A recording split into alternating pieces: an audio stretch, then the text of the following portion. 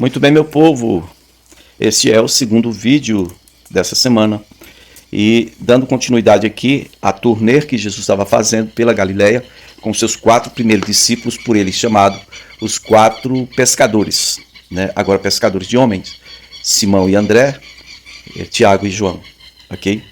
A segunda narrativa, eu li a primeira no último vídeo, a segunda narrativa está em Marcos, capítulo 1, versículo 35 ao 39. Diz que enquanto Pedro estava lá na casa do Simão, né? Marcos aqui é o evangelho, para esse evento aqui é o evangelho que vai falar mais acertadamente do que aconteceu. Por quê? Porque Jesus estava na casa do Pedro, do Simão, do André, certo? E esse evangelho de Marcos, quem ditou para ele foi o apóstolo João.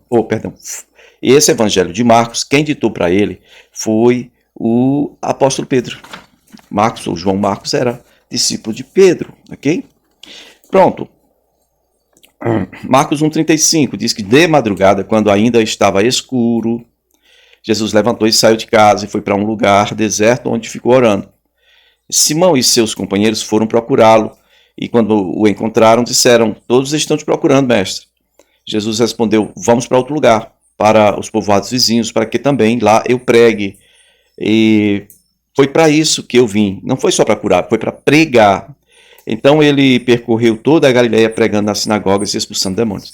Mesmíssima narrativa, em Lucas 4, no versículo 42 ao 44, diz que ao romper o dia, Jesus foi para um lugar solitário, as multidões o procuravam e insistiram para que não as deixasse, né? Insistiram para que ele não fosse. Mas ele disse: "É necessário que eu pregue as boas novas do reino de Deus noutras cidades também, porque para isso fui enviado." Tá bom? Pronto, vamos para outro ponto aqui rapidinho.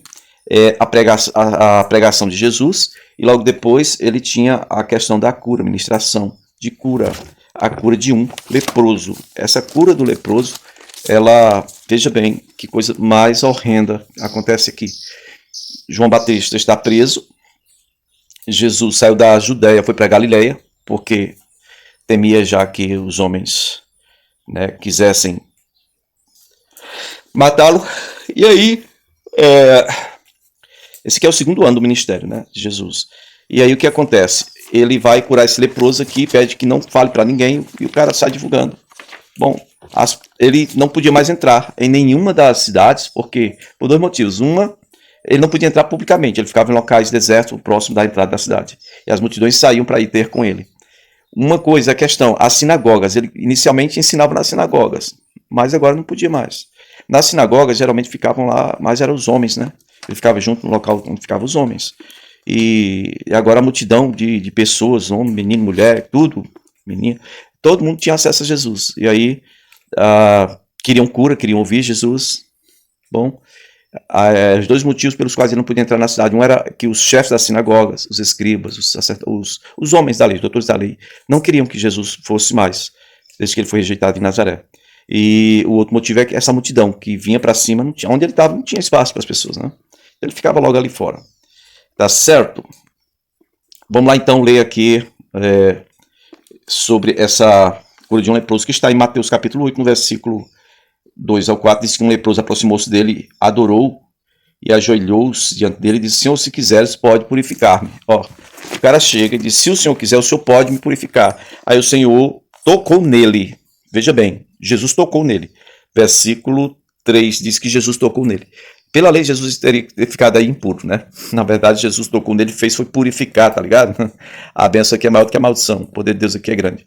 Tocou nele e disse: "Quero seja purificado." Imediatamente ele foi purificado da lepra. E em seguida Jesus lhe disse: "Olhe, não conte isso a ninguém, mas vá mostrar-se ao sacerdote e apresente a oferta que Moisés ordenou para que sirva de testemunho." Muito bem. A mesmíssima narrativa em Marcos 1, do versículo 40 ao 45, meu povo. Vai dizer que este leproso aproximou-se, né, ajoelhou-se, a mesma coisa. Versículo 41 diz um detalhe, diz que cheio de compaixão, Jesus estendeu a mão e tocou nele e disse: "Quero, seja purificado." Cheio de compaixão. Né? Tem uns detalhes assim que a gente vê, que um fala, o outro não fala, um dá uma atenção para uma coisa, o outro dá atenção para outra coisa, mas é interessante a gente olhar essas narrativas que são similares. Agora, a ordem de não espalhar a conversa, no versículo 45, né, ou 44. Olhe, não conte isso a ninguém. Versículo 44. Olhe, não conte isso a ninguém. Tá bom? Esse é o ano 26, cara. Olha aí.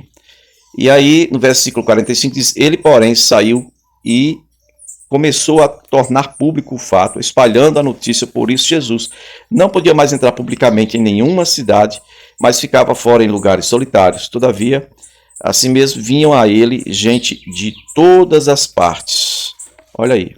Isso aí é que é a pessoa complicar o ministério do abençoador. Recebe uma bênção, mas tem que complicar o abençoador, né? Pagou o bem que foi feito com o mal.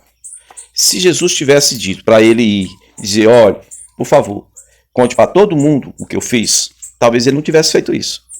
Mas a gente tem essa mania, né? A nossa carne é assim. Quando Deus diz: não come daquela fruta, não, aquela que está no meio do jardim, tem uma árvore lá. Não come daquela, não. As outras você pode comer tudo, tá? Não, daquela não come lá, não.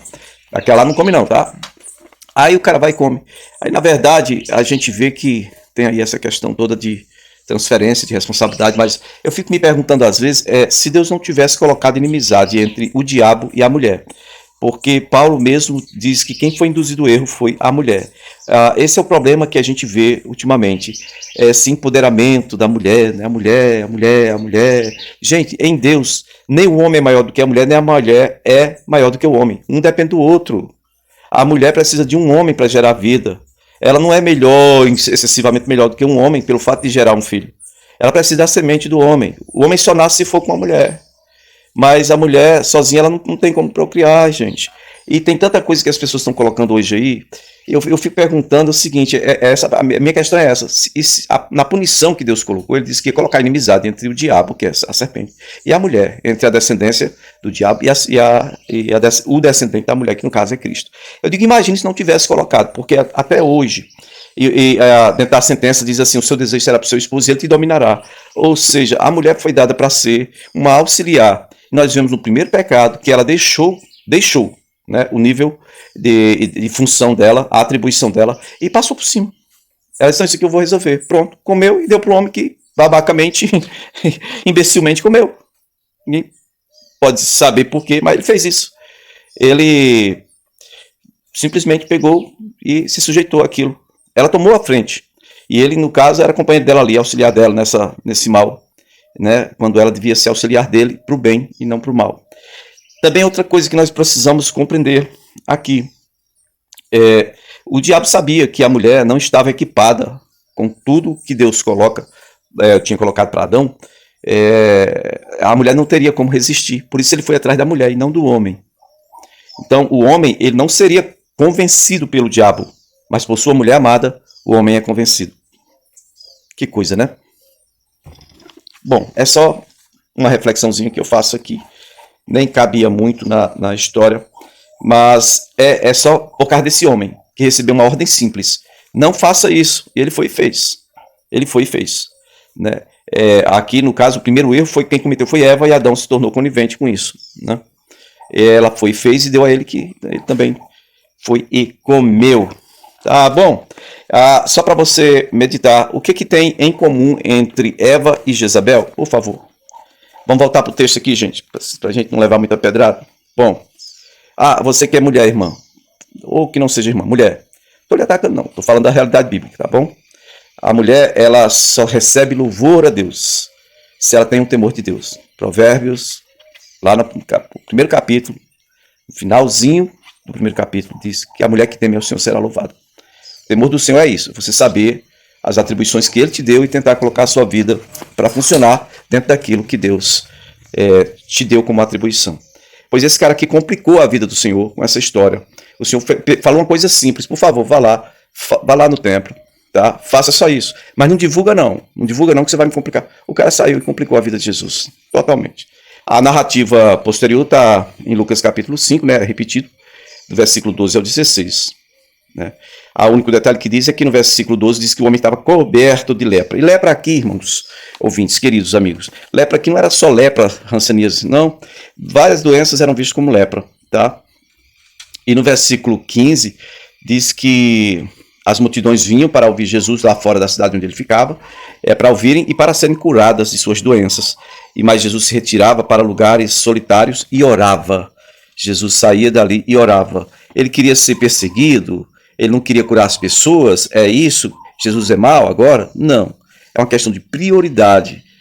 Tem um ponto em que ele poderia ficar sendo louvado por estar fazendo bem, estar curando um monte de gente, mas de repente uma multidão enorme de pessoas que vão ser curadas e de repente vão todos para o inferno, porque uma coisa é você ser curado, a cura é temporal, porque esse corpo aqui vai passar pela morte. Eu posso receber 1000 curas, esse corpo aqui vai passar, ele vai passar pela morte, tá? Então, o que vai acontecer comigo? Eu estou dentro desse corpo aqui, mas eu não sou esse corpo. Então, a palavra de Deus aqui é séria. Jesus estava dizendo que tinha que pregar as boas novas do reino. Ele está falando de uma pregação que é atípica para toda aquela gente. No Velho Testamento não se falava de vida eterna. Jesus chegou a dizer em outro lugar, e para frente a gente vai ver, diz que vocês examinam aí a palavra porque vocês julgam que nela, na palavra, vocês vão encontrar a vida eterna, mas são elas que testificam de mim e vocês não querem vir a mim para ter vida. No Velho Testamento não tinha esse negócio de vida eterna, não. Morreu e foi reunido aos seus antepassados. Tá? Não tinha nada de vida eterna. Bom, vamos então para um outro ponto, ainda na página 1040, isso é o ano 26 depois de Cristo, Jesus e os fariseus, né? Jesus, os fariseus e os mestres da lei, certo? Vai falar da cura de um paralítico e da crisilha que deu, porque ele fez essa cura em um sábado, meu Deus do céu, certo? Marcos 2:1, aqui ainda vai dizer que é em Cafarnaum, viu? Vamos lá. Entrando Jesus num barco, atravessou o mar e foi para a sua cidade. Qual é a cidade de Jesus atual? Cafarnaum, meu povo. Cafarnaum, tá? A mesma cidade de Pedro e de João, de seus irmãos. Se você examinar em Marcos capítulo 2, versículo 1, você vai ver que Jesus estava fazendo uma turnê pela Galileia, mas agora ele atravessou o mar da Galileia voltando para casa, para sua casa, em Cafarnaum. Ok? A leitura que eu estou fazendo agora é Mateus 9:1. Ele voltou para a sua cidade, certo? E então, alguns homens trouxeram um paralítico deitado em uma maca, e vendo o troféu, Jesus disse ao homem: tenha bom ânimo, filho, seus pecados são perdoados. Essa história é muito simples. O mestre da lei estava ali, começou a falar assim em seu coração: esse homem aí está blasfemando, porque só quem pode perdoar pecados é Deus, né? Aí lá no versículo 5, Jesus diz: por que vocês estão falando essas coisas aí no seu coração? Por que vocês estão pensando nessas maldades? Aí versículo 5 ele diz assim: o que é mais fácil dizer? Seus pecados estão perdoados, ou levante-se e tome seu leite ante. Mas para que vocês saibam que o Filho do Homem tem autoridade para perdoar pecados, em outras palavras, Jesus está dizendo aqui então, se é só Deus que pode perdoar pecados, pois eu sou Deus. Para que você saiba que eu tenho autoridade para perdoar pecados, eu vou dizer a esse homem: olha, homem, se levante, pegue sua maca e vá para sua casa. Pronto. Pegou fogo na caixa d'água, né? Marcos capítulo 2, versículo 1 a 12, vai repetir, mas no versículo 1 diz claramente: poucos dias depois, tendo Jesus entrado novamente em Cafarnaum, ou seja, ele atravessou o mar voltando para casa, e aí as pessoas ouviram que ele estava em casa e correram para lá. Versículo 4 diz que vieram alguns homens trazendo um paralítico, essa mesma narrativa, mas olha que detalhe que Marcos está falando. Marcos aqui é o evangelho que Pedro ditou para ele, tá? Olha o detalhe que lá em Mateus não está claro. Veja bem, esse homem foi trazido numa maca. Esse homem, quando chegaram lá na porta da casa onde Jesus estava, disse que foi a casa dele, talvez fosse a casa de Pedro, mas outros dizem que era a casa dele mesmo. Bom, estava lá, quando eles chegaram não tinha como entrar, os homens foram lá e abriram a parte de cima, né, do teto da casa e desceram esse homem na maca, esse homem enfermo. E aí a história se dá depois que Jesus vê eles baixando a maca, né, ali no local onde Jesus estava. É meio difícil a gente imaginar uma coisa dessa acontecer em nossos dias aqui, porque ó, nosso telhado, de jeito normal, comum, ó, olha como é nosso telhado. Lá em Israel é diferente, gente, é diferente. Na época de Jesus era mais diferente ainda. Quase todo israelita trabalhava muito com questão de pastoreio de caprino e ovelha. Eles tinham um espaço que era usado como eira, né, para secar trigo. Então, tinha uma parte que eles sempre removiam. É como se fosse um telhado que dava para remover, sabe? De tempo em tempo, para pegar sol nas coisas e tal. Então, removeram essa parte do telhado, baixaram um homem ali e Jesus deu nota 10 para eles. 4 amigos trouxeram esse homem. E esse detalhe, quem conta é o evangelista Marcos, João Marcos. Mateus não fala desses 4 amigos. É que eu quero questionar Quais são os amigos que você tem? Eles fariam isso por você? Eles fariam isso por você? Encontrando você numa situação ruim, eles fariam isso? Ou será que os seus amigos são aqueles que só estão presentes quando tudo está bem e você está curtindo com eles? Quando o negócio fica ruim, eles desaparecem, né? A maior parte das pessoas tem só esse tipo de amigo, que desaparece de forma mágica. Tchau. Ok? Pois bem, olha aqui onde está meu amigo Holt. Meu amigo Holt está aqui, gente. Tá me oferecendo aqui. Ele quer que eu brinque com ele, gente. Eu não posso brincar agora, não, bebê da véu. Ele tá meio doente, gente. Tava com febre há pouco tempo. Bom, o que eu vou dizer aqui pra vocês? A narrativa de Lucas, você vai encontrar no capítulo 5 de Lucas, no versículo 17 ao 26, a mesmíssima narrativa. Lucas é muito detalhista, ele fez um apanhado, né? Mas dessa vez ele não tem nenhuma ressalva, não. Quem ficou em destaque mesmo aqui foi o Marcos, tá bom? João Marcos, que tornou-se discípulo de Pedro. Algumas pessoas dizem que até que o cenáculo onde Jesus fez a última ceia era a casa do João Marcos, a casa da mãe do João Marcos, tá certo? Bom, é isto, meu povo. Vamos então aqui pedir a Deus que nos abençoe para que a gente dê continuidade no próximo vídeo.